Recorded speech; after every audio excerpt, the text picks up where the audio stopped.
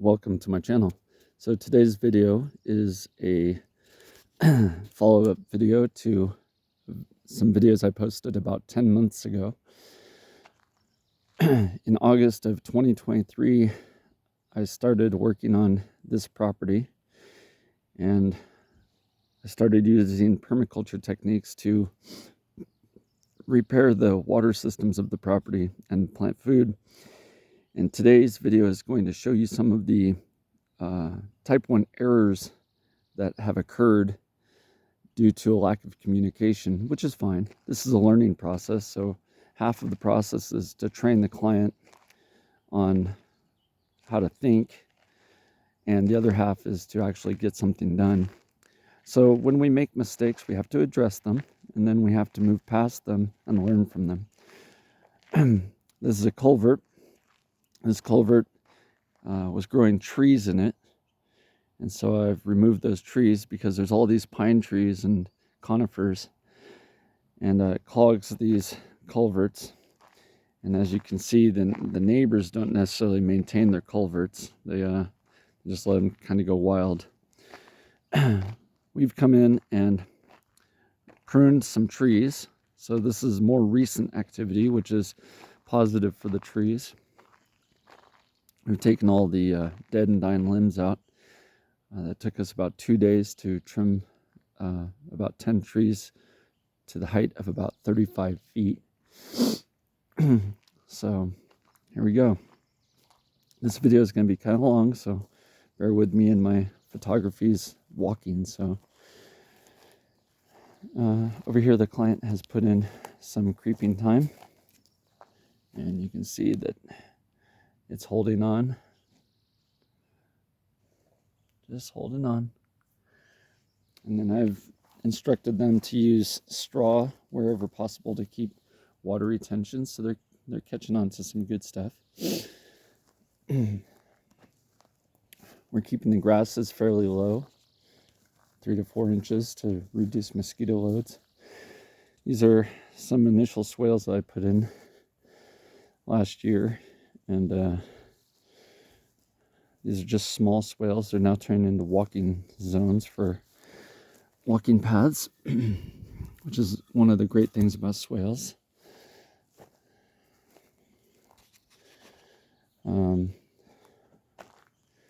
Some repairs to be done to concrete. Over here, this is wood chips, and I did not instruct the client to do this.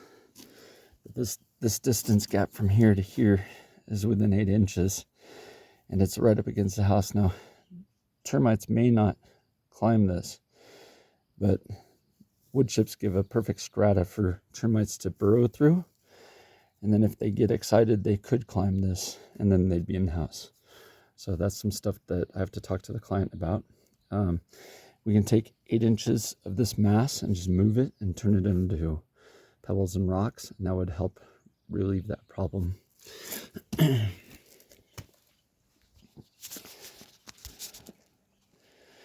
The client likes snow in summer, and this is a very drought-tolerant plant, so she insisted that we put this in, which is good. It's working. Concrete pads that I laid down, they're sloped towards the downhill a little bit, so these didn't work out as well as I wanted.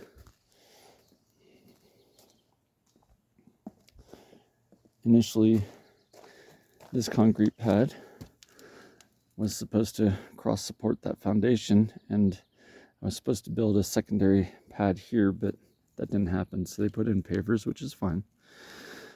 And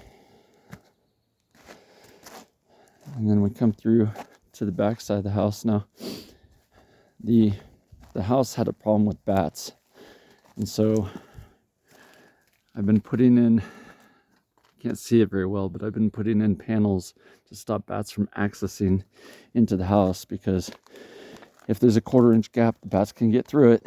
And one of my biggest problems was bat abatement on this house. It's a serious issue. So in the process of felling limbs off of trees, we smashed the fence. We're gonna have to repair that. Here's some initial swales that I put in. These haven't done much because the client did not want to put wood chips or plants into them. So here we're going to come to the type 1 error. Now this is an error that I technically made, and I did discuss the reality with the client, but I did not really focus on it.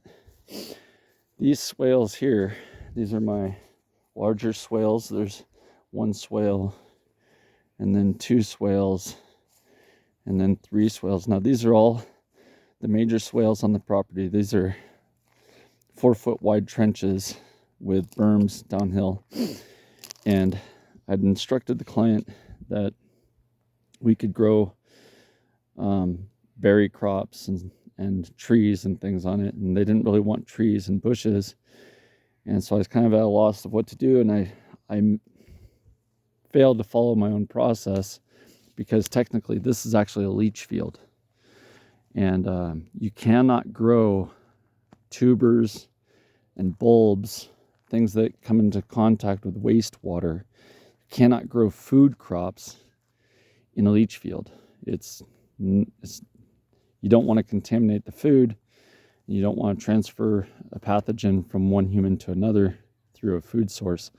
So this was a type 1 error. I'm the one that made it. I did not explain clearly enough that we should not be using tubers and ground crops, edible tubers and ground crops, as a growing sustainable system in a leach field. We've had the discussion about it. The client is not happy with me, but we are going to come up with a solution to it, because there's quite a lot of effort put into these swales. There's wood chips, and plants were installed. And initially the client wanted just flowers, and to get rid of the grasses because they didn't want to mow so much. And I agreed to all that, but I did not explain clearly enough that we could not use garlic and things. And then I forgot what I was doing and planted this whole row of garlic. And what I believe happened was it made it seem like we could grow ground tubers in this zone, even though I explained that we can't. So that was my mistake, and I'm having to deal with the consequences of that. But just because we're growing something doesn't mean that it's not beautiful. I mean, these are strawberries and garlic and things. And unfortunately, it's kind of a waste of time for this process, because we cannot grow in a leach field, but it's not the end of the world either. It does prove success for a leach field actually growing things, because this has the highest level of water on the property, as far as not having to water something. But again, we cannot use wastewater from a household directly to grow crops. It has to go through a process and a cycle, and leach fields don't do that. So yeah, so the client has requested that I transfer over to where there is no leach field, and put more swales in underneath these trees. Now you can see that these trees are massive. These are very large trees, and this is the desert zone of her land, so it's really hard to get water in here. So I have to use really heavy mulches. In this case, this is pine needles, and I have to make really broad, wide swales to capture as much water as I can. So I'm going to take you on a little walk for that. This is one of the older swales that I put in 10 months ago, and I'm bringing the back cut to 4 feet so she can get her mower in here. And these are the new swales, and these are going to be brought back to 4 feet also, but it's going to take a while, because I can only do so much labor per day. And there's going to be an additional 1, 2, and then 3, 4, 5, 6. It's going to be an additional 7 swales put in to this zone to account for the loss of half of the property's growing area because of a leach field. So you can see how green it is over there and how dry and dusty it is over here. And here in Cascade, we get, I think, 11 inches of rain a year, and the rest is snowpack. And that's not a lot of water. That's considered arid. So swales are going to be critical to the success of this mission. And so I'm going to have to maintain the swales at a higher level. The rest of this zone has not much going on. There's a lot of strawberries growing and minor ground covers. And my initial thought was that we should put in more berries along the fence line, which the client has done. They've stayed off the fence line about 5-6 feet, and they're installing blueberries, which is fine. This is a good spot for them. And then there's huckleberries and other, I think this is huckleberry, could be wrong. Don't have a target on that. Then I'm extending out a hugelkultur swale. Typically hugelkultur mounds are not swales. They actually run water off and don't trap it because they're on mountainsides. But they've added blackberries to this, which is good. And I'm extending out their wood mass. I'm going to turn this into a minor swale. This is the travel zone for the vehicle. So I could not infringe upon that travel zone with my swales. So my swales are limited in their size. And then this is the walking path for the client to go directly up the hill, which I could not interfere with. So that way the client can go to and from a fire pit that's down here. And this fire pit is making wood ash for gardening and things of that nature. Anyhow, so there you go. Type 1 errors. We do have to identify them, and we do have to solve them. Have a great day.